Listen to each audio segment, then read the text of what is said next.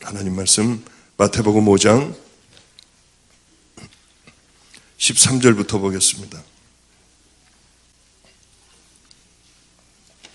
마태복음 5장 13절부터 16절까지 보겠습니다. 제가 봉독하겠습니다. 너희는 세상의 소금이니 소금이 만일 그 맛을 잃으면 무엇으로 짜게 하리요? 후에는 아무 쓸데없어 다만 밖에 버리워 사람에게 밟힐 뿐이니라. 너희는 세상의 빛이라. 산 위에 있는 동네가 숨기우지 못할 것이요 사람이 등불을 켜서 말 아래 두지 아니하고 등경 위에 두나니 이러므로 집안 모든 사람에게 비치느니라. 이같이 너희 빛을 사람에게 비추게 하여 저희로 너희 착한 행실을 보고 하늘에 계신 너희 아버지께 영광을 돌리게 하라. 아멘. 아멘. 이렇게 집회를 많이 다니게 됩니다. 몇 년 전에 어느 곳에 집회를 가게 되었습니다. 한 2년 전인가요?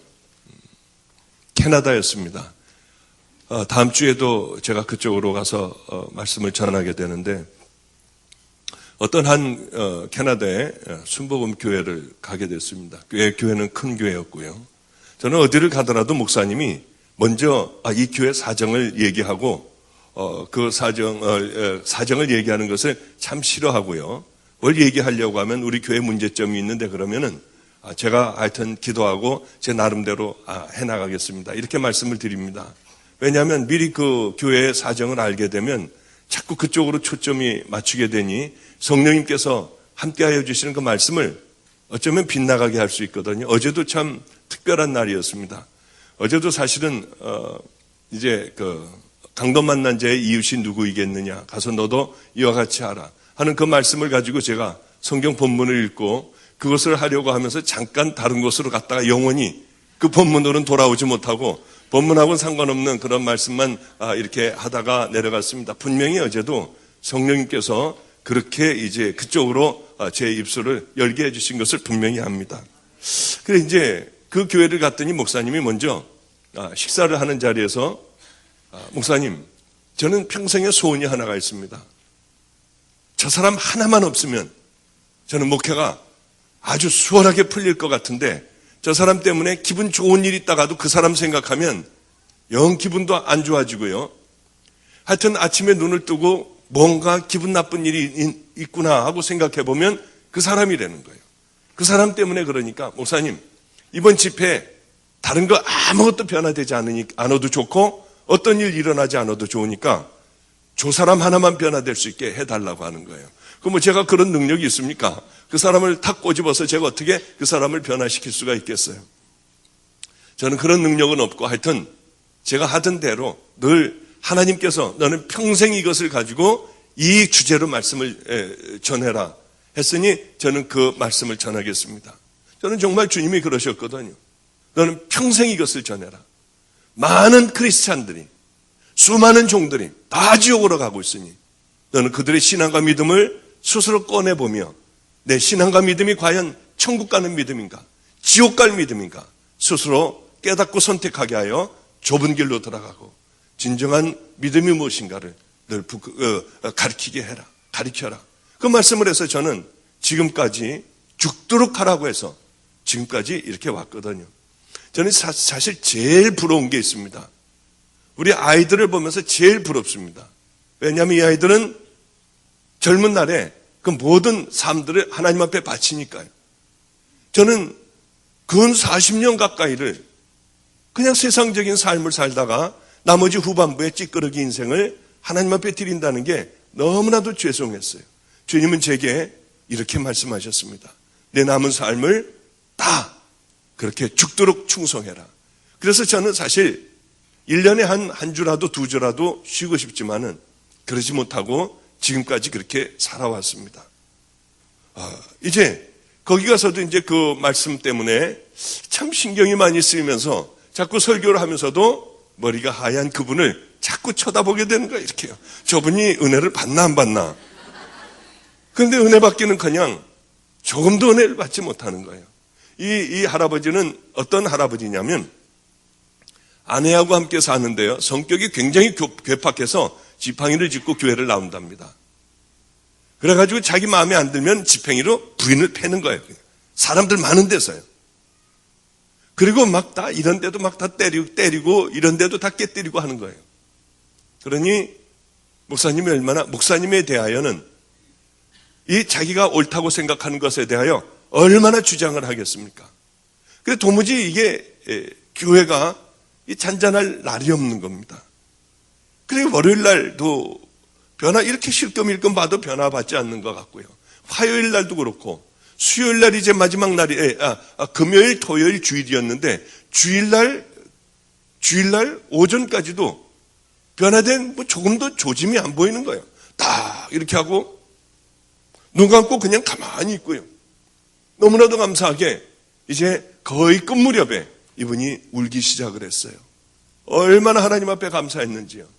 그래서 이제 집회를 끝나고 모른 척하고 나가는데 할아버지가 지팽이를 짚고 저에게 왔습니다. 그러면 나는 잘못 살았다는 게 분명한데 어떻게 해야 되느냐요. 그걸 가르쳐 달래요. 그래서 첫째, 지팽이를 가지고 교회 나오지 말아라. 두 번째는 교회 나와서는 한 말도 하지 말고 예배 드리고 그냥 밖으로 나가셔라. 세 번째는 캐나다에 무슨 경제인 무슨 협회 회장도 하고 한 돈 많은 분이었으니 당신이 가지고 있는 돈들 다 가난한 사람들에게 날마다 나가 당신 손으로 나눠줘라. 하루도 빠짐없이 하나님 앞에 회개하는 마음으로 이제 당신과 같은 사람들이 생기지 않도록 나가서 매일 전도를 해라. 그런 몇 가지 부탁을 제가 했습니다. 할아버지는 한 달이면 2번씩 저에게 정확하게 전화를 했어요. 목사님, 이번 2주간도 한 번도 빼놓지 않고 그렇게 잘 지냈습니다. 이 또 2주간도 그렇게 1년이 넘어도 할아버지는 저에게 전화를 했어요. 앞뒤로 빽빽하게 편지를 10장씩 써서 저에게 보냈어요. 이 하나님 앞에 사죄하는 편지, 참회하는 참회록을 저에게 꾸준하게 그렇게 보내셨어요. 그 편지를 할아버지는 얼마나 그 글씨를 못 쓰시는지요. 빽빽하게 썼는데 그걸 다 읽으려면 참 시간이 많이 가는데도 그걸 읽으면서 제가 가슴이 얼마나 뭉클했는지요. 정말로 집회를 다니는 맛이 나는 거예요. 맛이요. 제가 캐나다 어디를 가더라도 할아버지는 비행기를 타고 와서 언제든지 와서 집회에 참석을 하셨어요. 어떻게 제 집회 스케줄을 그렇게 잘 아시는지요. 틀림없이 와서 하얀 머리로 앉아 계셨어요. 그 사모님하고요. 그렇게 시간이 지나갔습니다. 이 할아버지는 유언을 했어요. 어떤 유언을 했느냐 하면은 이제 이거 제가 안 했죠. 이 얘기 안 했죠. 근데 한 것 같이 저는 한 줄 알았습니다. 그래서 속으로 지금 뜨끔했어요. 야, 이거 했구나. 안 했으니 할렐루야 감사하네요. 이제 그래 할아버지의 유언을 했습니다. 할아버지가 내가 죽으면 박보영 목사님을 캐나다로 모시고 와서 내 장례를 반드시 치러라. 그런데 그분이 만약에 도저히 냉동에다 넣어놨다가도 도저히 시간이 안 돼서 못 오면은 내 시신을 한국으로 가지고 나가라. 그래서 그분에게 반드시 장례를 그분 손에 치러야 한다. 작년이었습니다. 몇 개월 안 된 얘기죠. 캐나다에서 전화가 왔어요. 우리 장로님이 돌아가셨다는 거예요. 그날도 빠지지 않고 한 번도 제가 그 얘기를 하고 단 하루도 빠지지 않고 그날도 나가서 가난한 사람들에게 다 나눠주고 전도를 하고요. 그리고 몸이 좀 우슬우슬 춥다고 하고 집으로 들어오셨대요. 나 일찍 잠자리에 들려니 그리고 약을 먹고 감기약을 먹고 그 다음에 일찍 잠자리에 들었습니다. 아침에 일어날 시간이 돼서 보니까 일어나지를 않으셔서요. 가서 봤더니 소천을 하셨더래요. 돌아가셨더래요. 그렇다고 이런 소원을 늘 말씀하셨으니 유언이니 들어드려야 하는데 목사님 언제쯤 캐나다 오실 수가 있습니까? 길은 얼마든지 괜찮으니 냉동실에 보관하면 되니 언제든지 오시라는 거예요. 봤더니 하루도 쉬는 날이 제가 없었습니다. 그래서 제가 도저히 못 나가겠습니다. 저는 괜히 하는 말인 줄 알았어요. 정말 시신을 한국으로 갖고 나왔어요. 그래서 이제 이분의 형제들이 11명인가 그렇게 됐는데 대한민국에서 다 막강한 사람들이었습니다. 그래도 다들 어떤 그 정치에서 또 이 교수로 의사로 뭐 하여튼 이런 부분에서 다 아주 유명한 사람들이었어요. 그분은 사대부 집안의 그런 자손이었습니다. 그래 이제 그 시신을 가지고 와서 제가 제 스케줄에 맞게 이제 장례식을 하게 됐습니다. 그 일대가 다 그 일대가 전부 그 사람들 다 땅이었어요. 문중 땅이었습니다. 어쩌면 차들이 그렇게 엄청나게 큰 차들이요. 틈이 없을 정도로 그 시골에 틈이 없을 정도로 아주 시커멓게 다 차들로 가득 차 있었어요. 이 사람들은 다 유교 집안들이었습니다. 그 예전에 몇백 년 된 그 집을 그대로 수리해서 그대로 그 안에서 거기서 이제 모든 얘기도 하고 식사도 하고 하게 됐는데 이런 얘기를 하는 거예요. 5분 이상 하지 말아라. 좋은 얘기를 짧게만 해달라. 그래서 제가 성령님에게 여쭙습니다. 성령님, 5분 이상 하지 말아요. 짧게 하래요. 성령님 어떻게 해야지 될까요? 저는 어떻게 해야 될지 몰라요. 이 짧은 얘기를 하래요. 성령님이 제게 말씀하셨어요. 부흥 집회를 해라. 그러니 이럴 때가 제일 황당하거든요. 저는 우리 아이들이 이렇게 가끔가다 어떻게 어려움을 당할 때가 있습니다. 그러면은 조용한 이 판사들이 이제 이 재판을 하는데요. 제 마음에 일어나라. 그때가 정말 힘든 거예요. 그때 어떻게 일어나요, 거기서요? 그러나 한 번도 어겨본 적이 없어요. 일어나서 저 아이를 나를 달라고 했어요. 그러면은 제가 교도소 보내는 것보다 잘 키우겠다고요. 그러면 법정 소란으로 구류가 얼마고 벌금이 얼마니까 떠들지 말래요. 그래도 저는 그렇게 해달라고 했어요. 그래서 끌려나오고 청원경찰에 의하여 끌려나온 경우도 있고요. 근데 이건 여기서 부흥 집회를 하라고 하시니 이게 도대체 이게 무슨 집회를 해야 되나? 그래 이제 이렇게 깊게 이제 파고 그 안에 이제 하관을 했습니다. 저는 이제 그 머리 쪽에 가가지고 이제 짧게 해달라고 했지만은 부흥 집회를 하라고 하니 집회를 할 수밖에 없었어요. 그래 이제 기도를 하고 그 다음에 부흥 집회를 시작했습니다. 여러분, 이 할아버지가 도대체 왜 캐나다에서 여기까지 왜 왔겠느냐? 왜 캐나다에서 깨끗하게 끝낼 수 있는 것을 왜 여기 와서 들어놓 있으며 도대체 뭘 얘기하려고 여기 들어놓 있느냐? 이 할아버지가 지금 1분 동안 살아나서 여러분들에게 얘기를 한번 한다면 어떤 얘기를 하겠느냐? 야, 분명히 지옥과 천국입니다. 아마 이 할아버지가 너희들 잘 먹고 잘 살아야 돼. 돈 많이 벌어야 돼. 이런 얘기 안 했을 거다. 이 할아버지가 1분 동안 여러분들에게 시간을 주신다면 불지옥에 가지 말아라. 여러분 다 예수 믿어라. 큰일 난다. 애절하게 소리를 질렀을 것이다. 왜 여기까지 와서 할 얘기가 뭐가 있냐? 무엇을 얘기하려고 이분은 여기까지 한국까지 왔느냐? 여러분 형제들이나 여러분들 밑에 무엇을 얘기하려고 여기 누워 있느냐? 한국에 묻히고 싶어서 왔느냐? 그렇지 않지 않느냐? 그러면서 복음을 전하기 시작을 했어요. 천국 얘기를 하기 시작을 했고 예수 그리스도가 왜 이 땅에 왔는지 얘기를 시작을 했어요. 얼마나 한 줄 아세요? 40분간을 했어요. 5분 하지 말라고 하는 걸 40분간을 했어요. 그리고는 집회 다 끝나자마자 제 설교가 끝나자마자 이젠 도망가야 되잖아요. 미안하니까.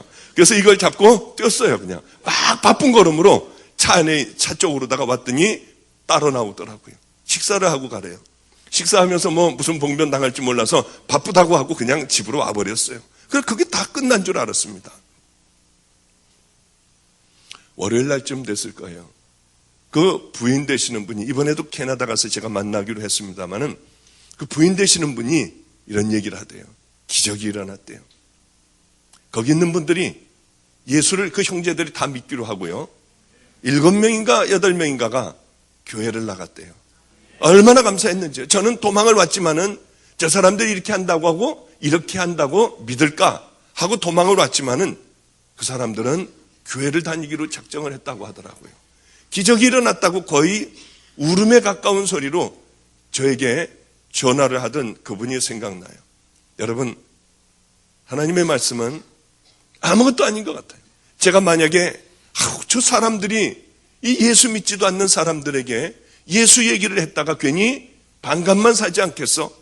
그리고 좋은 얘기를 했다면은요, 아마 어떤 일도 일어나지 않았을 거예요.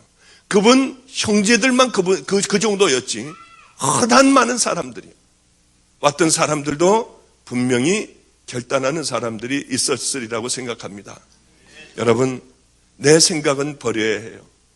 아무리 내 생각이 옳은 것 같아도 이 예수를 믿는다고 하는 건 참으로 어리석은 것 같아도 우리가 그분의 말씀을 따라서 살면은 깜짝 놀랄 만한 일들이 생기는 겁니다. 여러분, 꼭 주님의 말씀에 순종하는 여러분들이 되시길 바랍니다. 그냥 그 생각이 나서 먼저 좀 말씀을 드렸어요. 아까 그 오자민 목사님께서 그런 말씀을 하시더군요.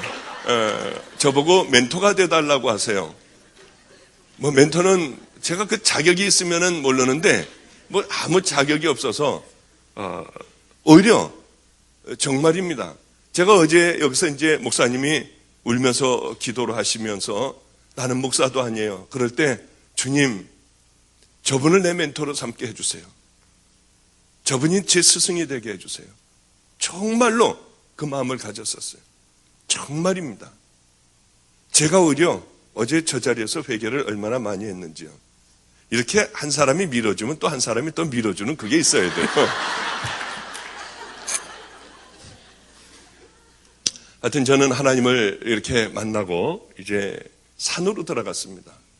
저를 아무도 불러주는 사람이 없었어요. 이 전도사로 누가 저를 불러줘야 할 텐데 아무도 불러주지 않았습니다. 그래서 이제 이루리집이라는 곳에 거기 가서 운전도 하고요. 뭐 찬양 인도를 하라고 하면 찬양 인도도 하고, 뭐 시장을 간다고 하면 얼른 차를 몰고 그렇게 이제 장도 보고 함께 그런 일을 했습니다. 이 신학대학을 갔는데 신학대학원을 이제 의사를 하다가 신학대학원을 가서 참 가슴이 두근거리면서 가서 신학대학원에 가서 앉아서 공부를 했어요. 그런데 얼마나 황당한지 교수들이요. 별의별 놈의 소리들을 다 하는 거예요. 예수님이 물 위를 걷지 않으셨대요. 그것은 해가 이렇게 뉘엿뉘엿 질 때 저 멀리서 사람들이 바라보니 배도 하나 띄어 있었고요. 몇 명이 걸어 다니는 게 꼭 물결 위를 걷는 것 같은 거지 정말로 이 예수님이 물을 걸으실 수가 있느냐는 거예요. 이런 얘기서부터 시작을 하여 출애굽은 없었답니다. 분명한 건 출애굽은 없었대요. 왜 그러냐면 애굽의 그 역사가 전부 기록이 되어 있답니다. 그런데 몇십만 명이 빠져나가는 그것보다 훨씬 작은 일들도 알려져 있는데 그런 큰 역사는 기록이 안 됐다는 거예요. 그걸 보고 얼마나 기가 막힌지요. 그래, 거기서부터 저는 신학 공부를 하나도 안 했습니다. 뒤에서 그저 수업 시간만 되면 주님, 저 교수의 입을 좀 닥치게 해주세요. 내가 만났던 그 하나님을 저 사람도 좀 만나게 해서 저런 거 얘기 좀 못하게 해주세요. 저는 그러고만 있었어요. 정말 그렇게 기도하면서 그렇게 대부분의 시간들을 다 보냈어요. 드디어 제가 거기에 그 학교에 영성 그런 수련회를 가게 됐습니다. 강사로 가게 됐어요. 그 교수들이 앉아 있더라고요. 때는 이때라고 생각을 했어요. 그러고서 제가 하고 싶은 말들을 막 퍼냈어요. 이 사탄들이 제일 먼저 장악하는 곳이 어디냐? 신학대학이고요. 교회예요. 교회에 이 방해꾼들을 이렇게 군데군데 심어놓고요. 흔들게 하고 또 신학대학도 그 사람들만 중요한 사람들 몇만 잡아놓으면은 굉장하더라고요. 굉장해요. 개피나 돼지피나 예수의 피나 똑같다고 가르치더라고요. 어떻게 그런 얘기를 어떻게 해요? 홍정숙 교수나 변선한 교수 이런 사람들은요, 거침없이 그런 얘기들을 해댔어요. 얼마나 무섭고 충격적인지요. 그분들은 다 돌아가셨어요. 돌아간 게 아니라 그분 다 죽었어요. 그 교수들은 다 죽었어요. 그런 곳에서 정말 그런 얘기를 들으며 얼마나 기가 막혔는지요. 그리고 이제 다 끝나서 어디로 전도사로 나가야 되는데 불러주는 것도 없더라고요. 그래서 봤더니 게시판에 전도사 급구 이렇게 써 있는 거예요. 이제 아무도 저를 불러주지 않으니 다들 이제 선교사로 나간다, 어디 교육자로 나간다, 전도사로 나간다, 개척을 한다 하는데 저는 갈 데가 없더라고요. 그 전화를 슬쩍 이제 외워가지고, 이제 와가지고 전화를 거는 거예요. 여보세요? 예, 전도사를 구한다고 해서 신뢰를 무릅쓰고 죄송합니다만 전화를 드렸습니다. 그럼 목소리가 이제, 이게 전도사, 이게 20대 같지가 않고 좀 중후한 목소리고 예의가 바르니까 몇 살이시냐요? 참 40 몇 살입니다. 그러면은 우리 담임 목사님보다 더 나이가 많아서 안 되겠다고 그래요.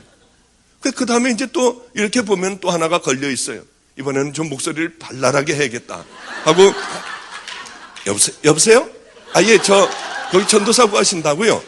그러고서 이제 오라고 하면은 이력서를 써갖고 오라고 그래서 이력서를 쓰면은 세상 이력서는 쫙 쓸 수가 있는데 이 하나님 나라에 와가지고 이 이력서는 졸업 예정, 대학원 졸업 예정, 이거 하나밖에는 아무것도 없는 거예요. 그래서 이제 그거 하나만 달랑 써가지고, 다른 거 아무것도 쓸 거 없고 그거 하나만 달랑 써가지고, 나이는 이제 잔뜩 먹어서 그 나이를 집어넣고요. 그리고 그걸 갖다 주면은 한심하듯이 봐요. 세상에서 방황하셨군요. 나중에 하나님을 만나셨군요. 이거 놓고 가래요. 집에다가 전화해 줄 테니까. 아무리 전화를 기다려도 전화는 오지 않았어요. 이르리 집이라 하는 곳에서 운전을 하고 그냥 이런저런 일을 하고요. 참 마음 아픈 일도 많았습니다만은 열심히 거기서 일했어요. 열심히 나름대로 일했어요. 그러고 있다가 거기서도 쫓겨나게 됐어요.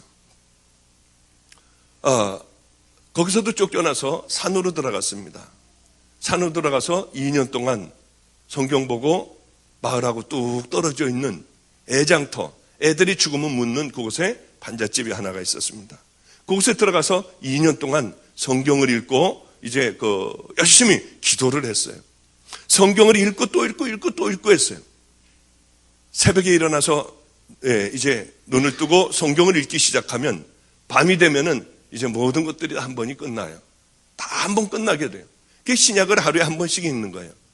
읽고 또 읽고 2년 동안 읽고 기도하다가 보니 성경이요, 이 2글자로 줄여졌습니다. 어디 이 교회에 얼마나 실력이 있는가 볼까요? 2글자로 성경이 줄여졌어요. 뭐겠습니까? 예수, 또 사랑입니다. 맞아요. 예수도 맞고 사랑도 맞는데 사랑이 더 맞습니다. 사랑의 얘기였어요. 너는 마음을 다하고 힘을 다하고 목숨을 다하고 뜻을 다해서 내 하나님 여호와 하나님을 사랑하라. 내 이웃을 내 몸과 같이 사랑하라. 하나님이 우리를 사랑하신 얘기와 너희들도 나를 사랑하고 내 이웃을 사랑하라. 이웃 사랑하면은 그것이 하나님 사랑하는 바로 증거인 것이죠. 저는 그것을 들고 가슴 두근거리면서 개척교회를 조그만 데로 했습니다. 돈이 없어서 그렇게 어디에 그 돈을 가지고는 얻을 수가 없었어요. 무려 2-3달 동안을 돌아다니다가 우범지역이라고 하는 것이 있습니다. 범죄가 많이 일어나는, 특별히 학생들의 범죄가 많이 일어나는 그곳에 저는 개척을 하게 됐어요. 그저 이 까만 거 이만큼 되나요? 요만한데 강대상을 놓고 의자 몇 개를 놓고 저는 개척을 했어요. 하나님을 처음 만났을 때 너는 내가 큰 종으로 삼으리라. 저는 그거 하나만 바라보고 왔어요. 큰 종을 삼아주겠다고요. 그래, 이 조 다윗 목사님은 아무것도 아니야. 그래, 이 사람도 아무것도 아니야. 아마 나는 세계를 다니는 엄청난 목사가 될 거야. 그리고 개척을 하면 구름대같이 사람들이 몰려들 줄 알았어요. 그리고 지나다니는 사람들이 제가 배가 고프면 돈도 갖다 놓고 쌀도 갖다 놓고 하나님이 알아서 다 해주실 줄 알았어요. 그리고 이제 개척이 시작이 됐는데 기적이 일어났습니다. 어떤 기적이냐면 하나도 안 오는 거예요, 사람들이. 그럴 리가 없어요. 저는 새벽 3시에 일어나서 낮 12시까지 9시간을 새벽 기도를 했어요. 그리고 밥 먹을 게 없으니까 나가서 전도지를 갖고 나가서 전도를 했어요. 전도하고 노숙자들하고 함께 살았어요. 그리고는 집에 들어와서 또 기도를 하는 거예요. 성경 말씀 보고요. 그게 제 삶의 전부였습니다. 그런데 그렇게 아무리 해도 교인은 안 오는 거예요. 3달을 했어요. 아무도 안 와요. 6개월을 했어요. 아무도 안 와요. 1년을 했어요. 그쯤 되니까 이제 누가 들어올까 봐 창피한 거예요. 혼자서 이제 다 같이 사도신경으로 신앙 고백하겠습니다. 뭐 이러고 있는데 누가 들어올까 봐 창피한 거예요. 1년 정도쯤 지나니까 이제 아주 습관이 붙었어요. 뭐 주님 이 뜨거운 마음도 없고요. 그냥 이제 자연적으로 자동적으로 올라가면 혼자 하고 대충 시간 되면 내려와가지고 좌절하고 이제 절망하고 들어놓 있고요. 1년이 가도 한 명이 안 오니 안 그렇겠습니까? 우리 교회는 골목에서 골목으로 들어와야지. 또 그 교회 앞에 와도 교회 있는지 몰라요. 위로 이렇게 쳐다봐야지. 아, 여기가 교회가 있구나. 이런 곳이니 거기 누가 오겠습니까? 참 기가 막혔어요. 그러다가 어떤 한 분이 비가 오는 날에 여자아이를 데리고 하나를 업고 애기 엄마가 들어왔습니다. 얼마나 가슴이 뛰는지요. 주일날 11시 예배를 드릴 때였어요. 야, 이거 어떻게 하지? 설교는 무슨 설교를 준비해요? 아무도 없는데 무슨 설교를 준비해요? 그냥 와가지고 그냥 되든 안 되든 이런 소리, 저 혼자니까 저런 소리 하다가 끝내버리는 거예요. 그런데 이 사람이 하나가 들어왔는데 가슴이 뛰기 시작을 하는데요. 큰일 났더라고요. 또 뒤에는 앉아있으면 몰라도 거의 앞쪽으로 와서 앉아있는데 하나님, 나 이건 무슨 말을 해요? 어떻게 해요? 횡설수설하는데 다행히 그 사람은 설교를 안 듣고 있었습니다. 애기 기저귀를 갈고 있더라고요. 그리고 애가 뛰어돌아다니면 돌아다니지 못하게 하고요. 하여튼 한 5분, 7분 정도 설교를 얼른 마치고 기도를 하는데 부시럭부시럭 꺼드리니 나가버렸어요. 하나님, 내게 양을 주셔서 감사해요. 그리고 그 다음 주일 돼가지고 이제 위에서 2층에서 설교 준비고 뭐고 열심히 했죠. 설교 준비를요. 거울 보고 또 열심히 연습하고요. 이 사람 오면 이제 마음을 확 뺏어야겠다고 하는 그런 생각을 하고 이 10시 반서부터 위에서 이 사람이 오나 안 오나 지켜보는 겁니다. 11시가 돼요. 예배 시간이 돼요. 11시 5분이 돼요. 아, 이제 조금 있으면 올 거야. 애 때문에 아직 늦어서 아직 못 올 거야. 11시 반이 돼요. 1시간 동안을 예배도 안 드리고 그 사람 오나 안 오나만 바라보고 있는 거예요. 그러다가 11시 반이 되고 40분이 되면은 이제 예배도 안 드려요, 이제. 들어넣어서 기가 막혀 있는 거예요. 왜냐하면 기대가 컸어요, 저는. 그런데 한 명도 안 들어오는 겁니다. 한 명도요. 아니, 한 명이라도 누가 앉아있어야지 설교할 준비라도 하고 그러지 않습니까? 그 다음 주일도 또 들여다봐도 또 안 와요. 아, 이 사람은 그래, 설교를 그렇게 하는데 누가 여기 오겠어. 그런데 이상하게 비 오는 날만 되면 여지없이 그분들이 찾아왔습니다. 왜 그러냐면 건질이라고 하는 곳에 교회를 다녔는데 뭐니까요? 비가 오니까 바로 앞에 안성초등학교 후문 옆에 혜태유업집이라고 있었습니다. 아주 영세하게 그 우유를 배달하는 분이었어요. 교회가 뭐니까 우리 바로 앞에 있는 교회로다가 온 겁니다. 이분이 한 번, 두 번 오다가 나중에는 우리 교인이 됐어요. 처음으로 그 교인을 맞은 거예요. 그런데 이 양반이 저는 우유를 먹으면 속이 그렇게 설사를 잘해요. 그런데 우유하고 요구르트를 가지고 오는데 우유가 이상하게 빵빵한 거예요. 요구르트가 이 끝이 볼록하게 나와 있고요. 여름에요. 왜 이렇게 빵빵할까 하고 그분이 따서 주는데 보니까 푹 하는 소리가 나요. 이걸 따는데 이게 컵에다가 한 잔을 주는데 입에 들어감과 동시에 이게 상했다고 하는 것을 제가 알았어요. 그분은 밖에다 놔뒀다가 모르고 상한 우유를 날짜 지난 걸 이제 날짜가 지났으니 저에게 갖다 주는 거죠. 늘 그런 건 아니었지만은 이 가끔 상한 우유를 갖다 줬어요. 그러면 제 앞에서 따로 주는데 안 먹으면 안 올까봐 그걸 다 마시는 거예요. 요구르트를 주는 거 다 마시는 거예요. 그러면 그분들 여지없이 가고 난 다음에 금방 설사를 해요. 화장실에 가서 쭈그러뜨리고 앉아서 그냥 그렇게 배가 아파서 설사를 다 해요. 어느 날은 그런 걸 주고 먹으면은 밤에 잘 때 열이 펄펄 올라요. 아침에 눈을 뜨려고 하면 눈이 떠지지가 않아요. 그런 고생을 하는데 하나님은 저를 사랑하셨어요. 거기에도 또 노하우라는 게 생기더라고요. 이분이 주는 거 다 먹어요. 그리고 안녕히 가세요 한 다음에 주전자에다 물을 하나를 떠갖고 가서 잔뜩 마세요. 그 다음에 손을 넣어서 다 토해내면은 어쩌면 하나님께서는 그렇게 깨끗하게 해요. 설사도 안 하고 아무렇지도 않게 해주세요. 얼마나 감사했는지요. 그런 날들이 이렇게 지나가며 어느 날은 한 3주 정도가 이분들이 보이질 않았습니다. 우리 교회에서 한 150m, 200m 떨어진 비봉산 그 밑에 독서실 밑에 이 교회가 하나가 순복음 교회가 하나가 지하실에 생겼습니다. 아니 여긴 되지도 않는 데인데 여기 도대체 왜 와가지고 여기에서 무슨 교회를 하지? 아이고 저 사람도 참 힘들겠다 하고 그날은 이제 나가서 전도를 하고 그 골목길이 있는데 그 안법고등학교 있는 쪽으로 해서 쭉 내려오면 거기가 마주 보여요. 그 교회가 마주 보입니다. 그래 이제 수요일 날이었는데 빨리 가서 예배 준비하고 예배를 드려야지 하는데요. 이 혜태 유업집 아줌마가 한복을 입고 띠를 띠고요. 거기서 교인들을 맡고 있었어요. 얼마나 충격이었는지요, 정말. 그때같이 충격이 저에게는 없었어요. 그 상한 우유 주는 것도 다 먹었고요. 그 많은 날들을 그렇게 힘들게 지냈는데 그 교회가 생겼다고 또 거기를 등록을 한 거예요. 얼마나 힘들었는지요. 그분이 저를 보면 미안해할까봐 일부러 저쪽으로 돌아서요. 그리고 몰래 교회로 들어갔어요. 저한테 막 침을 뱉었어요. 너는 얼마나 더러운 자인지. 하나님이 그 사람도 너 안 주시잖아. 너 왜 전도하다가 그 짧은 치마 입은 사람 왜 그 치마 쳐다봤어? 너한테 하나님께서 너같이 음란한 애에게 너에게 저 양을 줄 수가 없어. 하나님 앞에 엎드려서 얼마나 울면서 회개했는지요. 주님, 제가 그걸 봤어요. 잘못했어요. 용서해 주세요. 하여튼 적은 죄라도 그것을 붙들고 그렇게 우는 귀한 시간들이었습니다.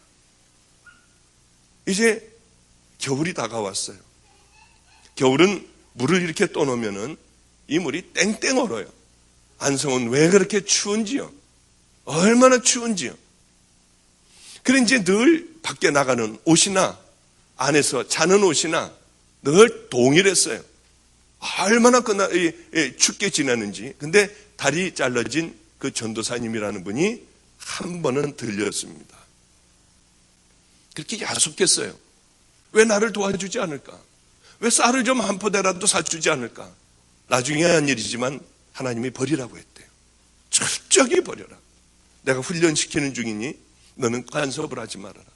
그런데 와서 보니 제가 떨고 있으니 이러다가 죽겠네요. 저보고 이러다 죽겠대요. 그리고 이제 이 연립주택 그 아파트를 옥산 주공 아파트라고 하는 10평짜리 아파트를 방 하나를 빌려줬습니다. 그래서 저는 추워서 죽을 지경이 되면 그 방에 가서 자래요. 그런데 그 아파트는 점점 무너지는 아파트였어요. 내려앉는 거예요. 아주 위험한 곳이라서 사람들이 별로 살지도 않았습니다. 그래서 방 하나를 빌려줬지만 10평짜리 아파트를 다 쓸 수가 있었어요. 그날도 겨울이 되어 굉장히 추웠습니다.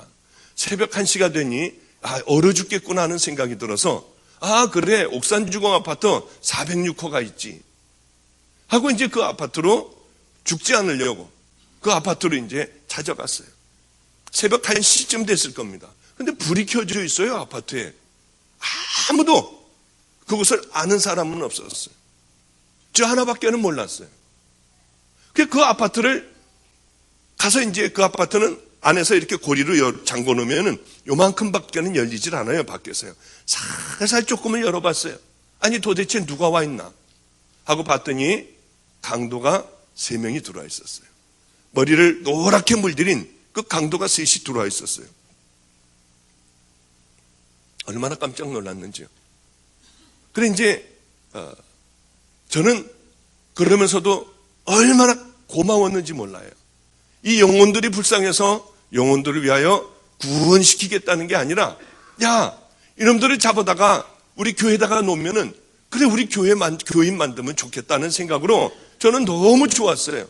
그래서 이 어리석게도 문을 이렇게 요만큼 열고요. 니네들 문 빨리 열어.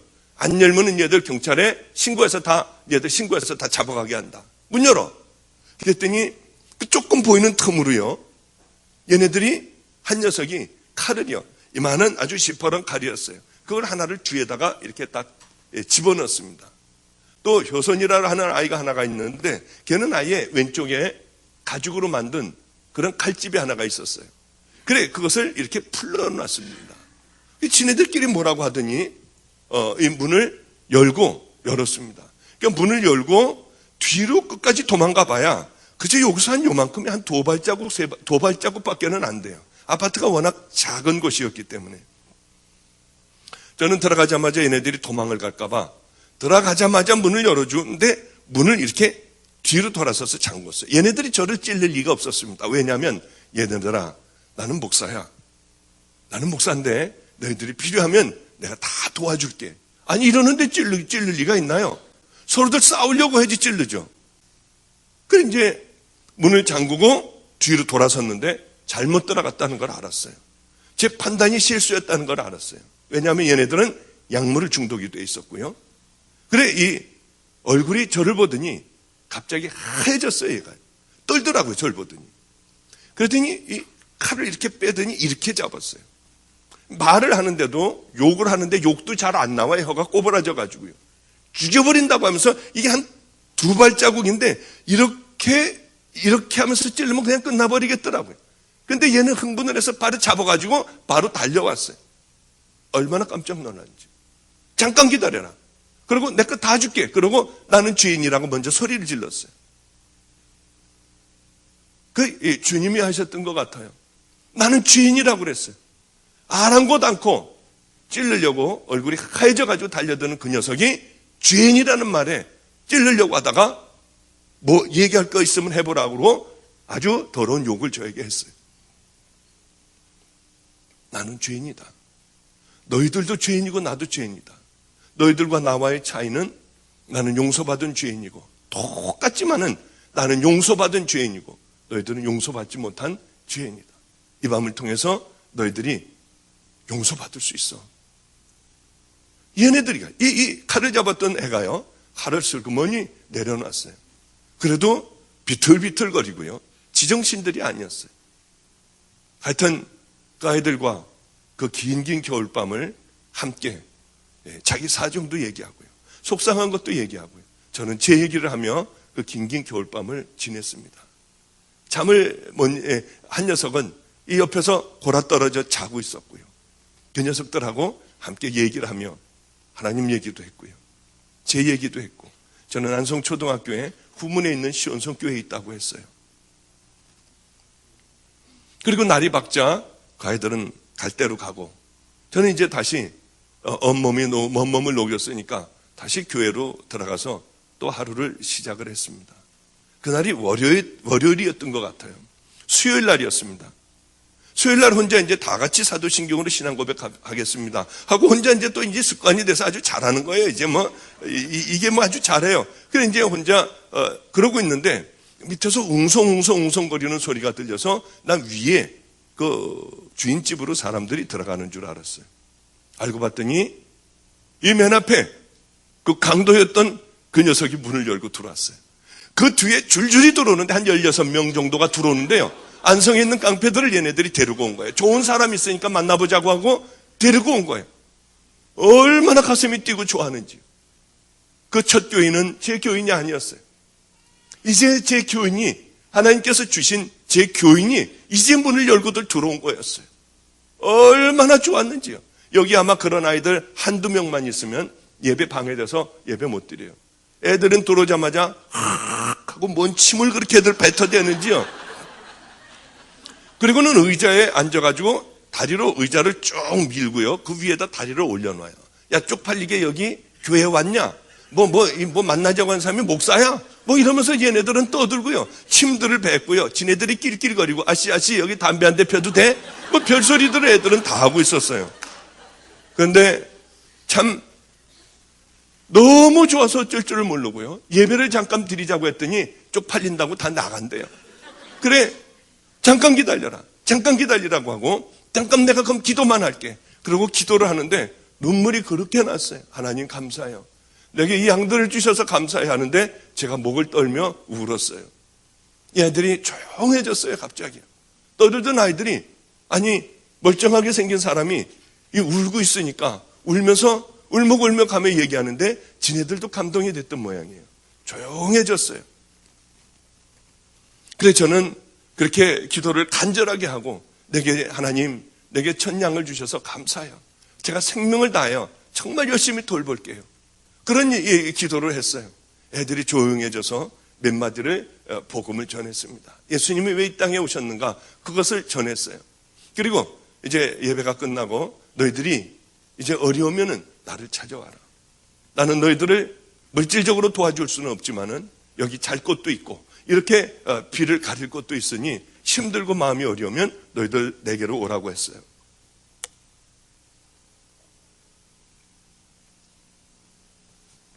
그 아이들은 어려울 때 저를 찾아왔고요. 또 누가 교도소를 갔다고 하면 저는 열심히 그 아이들을 찾아다니면서 이 교도소에서 말씀을 전했습니다. 나중에는 아주 교도소마다 제가 유명한 사람이 되었죠. 또 이 아이가 그냥 택시를 푹 찔러버렸어요. 그러고서 달려갔어요. 그럼 또 거기를 찾아가가지고 열심히 기도해주고요. 대한민국에 아마 제주도만 빼놓고 제가 교도소 안 가본 데는 없어요. 그러면서 저는 이렇게 그 아이들하고 친해졌습니다. 저는 늘 기도하는 게 있어요. 기도의 제목이요. 그 기도의 제목도 여러분들 꼭 좀 제가 생각나면 기도해 주시기 바랍니다. 큰 집회를 가도요. 유명한 집회를 가도 그때 그 깡패 애들 16명을 놓고 기도하고 말씀 전하던 그 감격에 반도 안 되는 거예요. 제 기도의 제목은 주님, 그 아이들을 놓고 제가 하나님 앞에 기도하고 말씀을 전했던 그 감동을 제게 해주세요. 전 그 기도의 제목이 그것이 유일한 기도의 제목이기도 해요. 제가 생각나면 저 목사님 가는 곳마다 그 아이들을 놓고 처음 만나 기도하던 그때의 그 믿음을 회복하게 해주세요. 여러분 기도 좀 해주시기 바랍니다. 믿음이라고 하는 것은 세월이 지나면 희미해지는 모양이에요. 그렇게 뜨거웠던 마음도 희미해지는 것 같아서 안타까워요. 여러분 첫사랑과 첫 믿음이 희미해집니까? 걱정하지 마세요. 그러나 한 가지 분명한 것은 주님 붙들고 우리들이 주님이 싫어할 그것들과 싸우며 살아가면은 여러분 우리는 안전하게 하나님 나라에 들어갈 수 있는 믿음의 자녀들이 됩니다. 하여튼 그러면서 그 아이들과 이렇게 사역을 시작을 했어요. 길거리 다니면서 버려진 애들이 있으면은 업고 오고 깨끗하게 씻어주고요. 한글을 모르는 애들이 있으면 기역, 니은, 디귿, 가르쳐주고요. 그래 이 아이들이 한글도 깨우치고요. 그러나 너무 배가 고팠어요. 우리 한수라는 아이는 싸움을 얼마나 잘하는지 몰라요. 이 초등학교 한 6학년 정도의 5학년 6학년의 마른 애 정도의 그런 몸집에 이 아이가 싸움을 얼마나 잘하는지요. 이 머리를 깎은 깍두기 머리 애들도요. 등치가 이런 애들도 그 아이 앞에서는 꼼짝 못해요. 놀라웠어요. 꼼짝 못해요. 그 앞에서는. 나이도 얼마나 차이가 지는데요. 이 어린아이 앞에서 이 어른들이요. 꼼짝을 못해요. 그건 보면은요. 이건 말도 안 돼. 저런 녀석 이렇게 밀어버리면은 금방 이길 수 있는 애예요. 나이도 어려요. 아무것도 없는 애예요. 저는 그 아이의 유명한 얘기를 들었습니다. 하나님 한수를 만나게 해주세요. 하나님 꼭 그 아이를 만나게 해주세요. 어느 추운 겨울날이었어요. 이 아이가 저에게 잃어버린 새가 길을 잃은 새가 날려들듯이 우리 교회로 찾아왔어요. 제 이름을 듣고 찾아온 모양이에요. 애는 깡마른 얼굴에 아주 눈초리가 무서웠고 그저 초등학교 한 6학년 정도밖에는 안 되는 몸집이었습니다. 나이도 어렸고요. 그 난로를 얼른 펴주고 따뜻한 데서 이렇게 그래 앉아라 하고서 이제 같이 앉아 있었어요. 난로에 어른어른하는 불빛이 이 아이에게 이렇게 얼굴에 어른어른거렸던 기억이 나요. 그 아이는 자기가 아버지 어머니를 죽여버리겠대요. 그래서 칼을 쓰는 거예요. 늘 칼을 몸에 지니고 다녀요. 얼마나 칼을 잘 쓰는지 몰라요, 어린아이가요. 그래, 장려촌에서 기둥서방들, 이 삼촌이라고 그러고, 누나라고 하며, 아줌마라고 하며, 이 아이는 그렇게 자라났어요. 하여튼 그 아이의 사정을 다 얘기할 수는 없고, 온몸에 이 배터리로, 배터리로 전기로 튀겨가지고요. 고문을 당해서, 아버지에게 고문을 당하여 전신이 다 그렇게 이런 상처와 이런 것으로 되어 있었어요. 죽여버리겠대요. 의붓아버지, 깡패인 의붓아버지, 청주에서, 앞에 나가서 행동대장, 나가서 직접 싸우는 애들이요. 그 사람이었어요. 그 아이하고 함께 한 번은 이제 차를 타고 우리 교회로다가 주차를 좀 시키려고 하는데 깡패들이요. 이렇게 길을 막고 있었어요. 그래서 제가 이 녀석들 왜 길을 막고 있어? 그러고 빵빵 했거든요. 근데 얘들 비켜. 그랬더니 담배를 이렇게 피면서 욕을 막 하는 거예요. 그래서 야 비켜 니네들. 화가 나가지고요. 저도 이제 화가 나더라고요. 애들이 비키지 않고 길을 막고 있으니까 싸우자고 하는 건지 뭔지요. 모르겠더라고요. 그래서 얘들 비켜라 비켜 절로. 그래도 안 비켜서 그러면서 욕을 막 해서 저런 못된 녀석들이 어디 있니? 그랬더니 이 요만한 그 한수라는 애가 잠깐 기다리세요. 그랬더니 나가더라고요.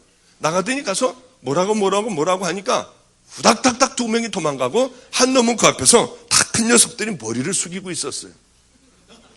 그게 이상해가지고 뭐라고 하더니 와가지고 죄송하다고 하더니 90도로다가 꾹꾹 인사를 하더니 애들이 가버렸습니다. 너 쟤네들 아는 애들이니? 모르는 애들이래요. 그럼 네가 뭐라고 그랬는데 쟤네들이 저렇게 도망을 가니? 나 한수다. 그랬더니 도망을 가더래요. 제가 들어와서 물어봤습니다. 왜 애들이 너를 무서워하니? 그랬더니요. 놀랄만한 얘기를 했어요. 자기는 싸움을 한대요. 싸움을 하면은 자기는 생명을 걸고 한대요. 그리고 싸움을 즐긴다고 그래요. 즐기고 생명을 건다. 지가 어디서 맞으면은요, 얘는 칼을 갖고 있다가 뒤에 가서 언제고 가만히 보고 있다가 방심하고 뒤에 길을 갈 때 그냥 갖다 막 찌르는 거예요. 아무도 얘를 건드리는 애가 없었어요. 얘를 건드리면 자기는 죽는 거니까요. 방심하고 있을 때 죽는 거니까요. 그 아이 얘기를 듣고 제가 이 고난의 현장에서 그래, 이 고난을 즐겨야겠구나. 이것이 어려움이 아니라 하나님께서 내게 주시는 거니 즐겨야겠다고 생각을 하고 생각이 바뀌어졌어요. 한낱 깡패 녀석도 양아치 녀석도 하찮은 일에 생명을 거는데 나는 이 하나님의 종으로서 엄청난 이 귀한 진리를 가지고 생명을 못 걸고 있는 거예요. 부끄러워하고 과감하지 못하고요. 얘네들은 아무것도 아닌 일에 생명을 걸어요. 그래, 생명을 걸고 살아가야겠다. 내게 주시는 이 고난 언젠가는 끝나는 그날이 있으니 나도 이 고난을 즐겨야겠다. 어려움을 즐기려고 열심히 노력을 했던 그런 기억이 나요. 그렇게 이제 참 얼마나 힘들었는지요. 너무나도 힘들었어요. 노숙자가 있으면 그분을 데려다가 이제 우리 교회에서 매일 성경 공부를 가르치고요. 그래서 드디어 알코올에서 벗어나 이 양반을 가만히 얘기를 들어보니까 예전에 공부를 많이 했던 분이에요. 그런데 아내가 자꾸 예수를 믿자고 하는 거예요. 아주 참 행복한 삶을 살았던 분이에요. 이 부인이 권사님이라서 새벽마다 새벽 기도를 가는 거예요. 여보, 당신도 갑시다. 어느 날 같이 새벽 기도를 따라가고 같이 교회를 다니는 그런 삶을 살았어요. 그런데 새벽을 늘 가지는 못하니까 어느 날 자기는 새벽 기도를 못 가고 자고 있는데 경찰이 들어왔습니다. 아내가 새벽 기도에서 오다가 그만 차에 치여서 세상을 떠난 거예요.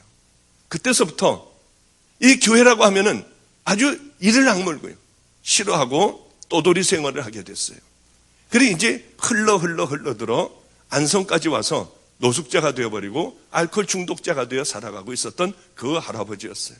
그분은 이제 거듭나게 됐습니다. 그분 이제 할아버지 하나님 잘 믿어서 분명히 할머니 어디 갔어요? 천국 갔지? 할아버지도 천국 가셔야 돼요. 이 할아버지는 한문을 잘 알았어요. 우리 아이들에게 칠판을 사다 놓고 한문을 가르쳤고요. 그때서부터 정신을 차리고 리어카에 박스를 줍는 할아버지가 됐습니다. 그러나 역시 자는 곳은 터미널에 있는 그 한대에서 잤어요. 어느 날 할아버지가 우리 자기네 집에 신방을 해달래요.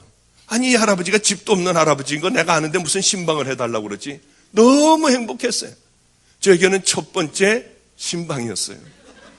얼마나 가슴이 떨리는지요. 그 할아버지 가시죠. 그래서 저는 터미널 그 공터에서 거기서 해달라고 그러는 줄 알았어요. 그랬더니 안성천이 흐르는 거기에 폐허가 하나가 있었습니다. 집이 다 쓰러져 가고 집 안에 들어가도 천장에서 하늘이 보이는 그런 집이었어요. 할아버지가 박스를 주시면서 온갖 잡동사니를 다 주워다 놨습니다. 웬만한 집에 있는 그 몽땅 다 있어요. 이 냉장고도 있고요. 뭐 선풍기도 갖다 놓고요. 뭐 좀 시원치 않은 거지만은 다 버린 거 주워다 놓은 거지만은요. 소파도 있는데 소파에 앉으시라고 그래서 앉으니까 그렇게 스프링이 자꾸 궁뎅이를 찌르고는 그런 소파였어요. 하여튼 얼마나 감사했는지요. 그래 가가지고 우리 목사님 오셨으니까 이제 대접을 해야겠대요. 이 할아버지는 이빨이 앞에 딱 하나밖에 없습니다. 그리고 다 이제 없어요. 그런데 오랫동안 닦질 않으셔서 그렇게 냄새가 많이 나시고요. 담배하고 술을 많이 하시고 속이 안 좋아서 그런지 하여튼 이렇게 같이만 있으면 악취가 굉장히 많이 입에서도 풍겨요. 그런데 다 갖다 놓은 거예요. 그게 보니까 미숫가루 통 하나하고 설탕가루 통도 하나가 이렇게 있었습니다. 이 스테인리스 국그릇 같은 곳에 수저로다가 이제 갖다 놓고 저를 타주는 거예요. 이 미숫가루를 턱턱 하더니 이렇게 넣더니요. 설탕을 한 숟갈을 넣더니 하고 빠는 거예요, 그거를요. 그래 이제 그다음에 이제 그 냉장고 조그만 냉장고인데 그걸 여니까 플라스틱 통에 물이 들어가 있는데 밥을 먹고 아마 이렇게 왔다 갔다 하면서 들락날락 하면서 잡수시던 거든지 밥풀서부터 고춧가루서부터 아예 밑에는 가라앉아 있고요. 뿌연 그런 물을 꺼내가지고 자기도 모르게 이렇게 흔들어가지고 거기다가 이렇게 담았어요. 이렇게. 그냥 휘휘 짓더니 이렇게 맛을 보더니 싱거웠던 모양입니다.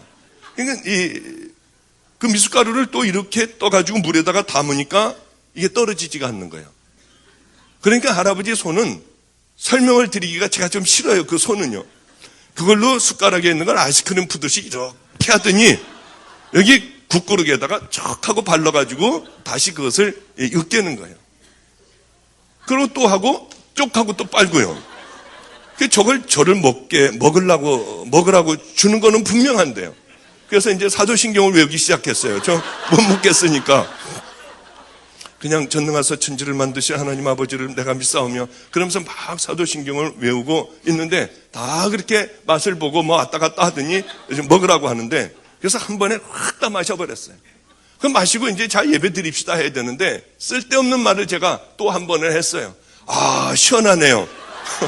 그때 할아버지가 그러면 또 한 잔을 다 드린다고 하면서 됐어요. 그래도 그냥 할아버지 막무가내로 시원하다고 하니까 또 똑같은 방법으로 빨고 이제는 여기에 막 더 잘 떨어지도 않으니까 손가락으로 막 이렇게 해가지고 막 집어넣고 맨 마지막에 있는 그 밥풀하고 이 고춧가루까지 다 흔들어가지고 아예 다 덜어 넣었어요.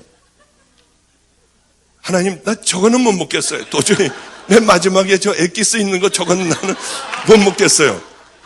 그랬더니 그런데요. 제 마음에 어떤 마음이 확 오느냐 하면은요. 야, 네 양이잖아.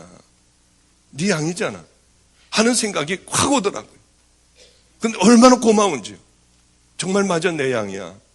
양을 위해서는 목자가 생명도 줘야 되고 다 나눠줘야 되는 거 아니야 하는 생각이 들어서 그 다음번에는 천천히 그것을 다 마셨던 그런 기억이 나요. 그뿐만이 아니고 얼마나 어려운 일들이 많았는지요. 애들하고 앉아가지고 예배를 드리는 것도 찬양하고 사도신경 외우고 기도하고 내려가서 그 아이들하고 같이 얘기하는 거예요. 그게 그랬어 그러면 안 되잖아. 그래 그거는 안 되잖아. 그리고 애들에게 너희들이 이제 너희들이 아주 돈을 벌 때, 정말 깨끗한 돈을 벌 때 헌금 열심히 해야 돼. 11조 해야 되고, 아이들 가르쳐야 되지 않습니까? 11조 해야 되고, 감사헌금 해야 되고, 하나님께서 곳간에 쌓아둘 곳이 없게 하나님께서 축복을 해주셔, 너희들. 그러면 그 다음 주 되면은요, 막 11조하고 감사헌금 봉투가 막 이만큼이 올라오는 거예요. 이 진용칠 11조, 감사헌금, 야, 너 일로 와봐. 너 이게 도대체 무슨 11조랬고 어떻게 해서 감사헌금 했니? 아, 털었어요. 그러면은, 이걸 왜 털어가지고 하나님 앞에 드리면은 너 하나님이 받으시냐? 아, 쌓아둘 곳이 없게 축복해 준다며요. 걸리지 않아서 감사해서요. 정말 지금은 이렇게 웃고 지금은 뭐 그냥 그렇지만은요, 그때는 정말 절망이었어요. 어떻게 해야 될 줄을 모르겠더라고요. 정말 절망이었어요. 지금 생각해보면 정말 웃음이 나고요. 지금 생각해보면 도로 얼른 그곳으로 돌아가고 싶고요. 그 애들을 붙잡아 놓고 울면서 그렇게 기도했던 그때로 얼른 돌아가고 싶어요. 그 인생에 너는 어느 곳으로 가고 싶니? 돈 많은 때도 있었고요. 또 안성에서 제 일생에 그런 고생이라고는 해본 적도 없어요. 저는 외아들로 자라났기 때문에 돈이 줄이거나 뭐 그렇게 뭘 먹는데 어렵거나 그런 건 감히 딴 나라 사람들 얘기인 줄 알았습니다. 근데 하나님을 만나고 그런 고생과 말도 못하는 어려움을 겪었지만은 하나님이 인생에 너 지금 이 순간에 어디로 갈래 하면은 얼른 안성이 왜 이렇게 그리운지요. 그렇게 도망다니고 매 맞고 하던 노숙자들하고 함께 살고 버려진 아이들과 교회에서 함께 살던 그때가 왜 그렇게 그리운지 모르겠더라고요. 이 애들하고 함께 살면서 애들은 거듭나지를 않았어요. 아무리 해도 변화되지가 않더라고요. 같이 이제 집에서 사는 아이들이 있는데 얘네들은 각각 달란트가 있습니다. 도둑질을 하는데 열쇠를 금방 따는 애들이 있어요. 뭐 이렇게 하면 툭 하고 따져요. 또 끈질긴 애들이 있습니다. 얘네들은 아주 성격이 느긋한 애들이에요. 그러면 털동네를 이제 딱 지네들끼리 잡으면은 거기서 노는 거예요. 이제 이거 하고 저거 하고 놀고 혼자서 뭐 끈질긴 애는 놀면서 이 집에는 몇 시에 나갔다 몇 시에 들어오나, 저 집에는 몇 시에 나갔다 몇 시에 들어오나, 중간에 여기에 사람이 있나 없나, 아무데나 문을 두들겨서 영철아 나와 하고 소리 지르면은 아무도 안 나오면은 여기는 빈집이구나. 그리고 누가 이거 누구야 하고 나오면은 이 집은 사람이 있구나. 이걸 애들이 다 그걸 만드는 거예요. 이제 그래서 망보는 아이 따로, 들어가는 아이 따로, 이게 열쇠 따는 아이 따로, 먼저 가가지고 정탐을 해서 몇 시에 들어가고 몇 시에 나오는 거, 이런 얘네들이 걸릴 리가 없죠. 그래 한 번에 여러 집들을 터는 거예요. 이 집 털고 저 집 털고 막 털면서 돌아다니는 겁니다. 그래서 한 번 털면은 다들 안성을 떠나버려요. 대부분 창녀촌 애들 들어가 있고요.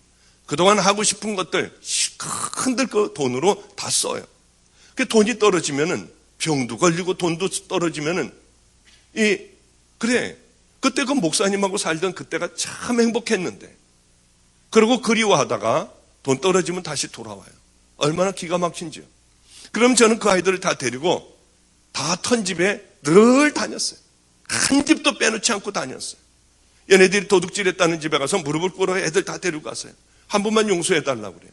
그러면 얘네들이 250만 원 갖고 이거 깨뜨려버리고 뭐 이거 다 이런 거 이거 뭐 100만 원이고 얼마 물어주고 얼마 물어달래요. 돈이 있어야지 물어주죠. 라면 먹을 값도 없는데요. 그게 없다고 하고 잘못했다고 하고 이 다음에 꼭 갚겠다고 하면은요, 그때서부터 받는 그 모욕이나 이런 것들은 말도 못해요. 어떤 집에 가면은 이 막노동 하는 분이었어요. 스포츠 머리를 하고 목이 이만큼 두꺼운 분이었어요. 그분이 술이 이렇게 취해 있는데 문을 열고 속상한데 제가 들어간 거예요. 애들 다 데리고 들어간 거예요. 8시쯤 됐을 거예요 아마. 얼마나 매를 맞았는지요. 돈 물어달라고 그래서 없다고 했더니 얼마나 매를 맞았는지. 저도 얼마나 매를 맞았는지 몰라. 애들 무릎 꿇고 있으면 발로다가 막 차가지고 애들이 피투성이가 되고요. 얼마나 무서웠는지요. 그거를 새벽 1-2시까지 하는 거예요. 그걸 안 당해보면 모릅니다. 당해보면은요, 두렵고 발로 차면은 쓰러져서 있고 치욕스럽고요. 얼른 제자리에 가서 나이가 이제 50이 된 나를 그렇게 매맞고요. 기가 막힌 거예요. 기가 막힌 거예요. 그러더라도 애들이 거듭나면 좋아요.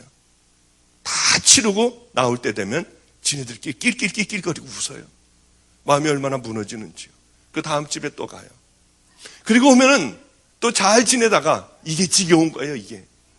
또 그 여자들하고 놀고 춤추고 술 먹고 하던 게 또 그리워지는 거예요. 또 그러면은 또 그 난리를 법석을 피우고 또 한 차례를 그렇게 곤욕을 치르는 거예요.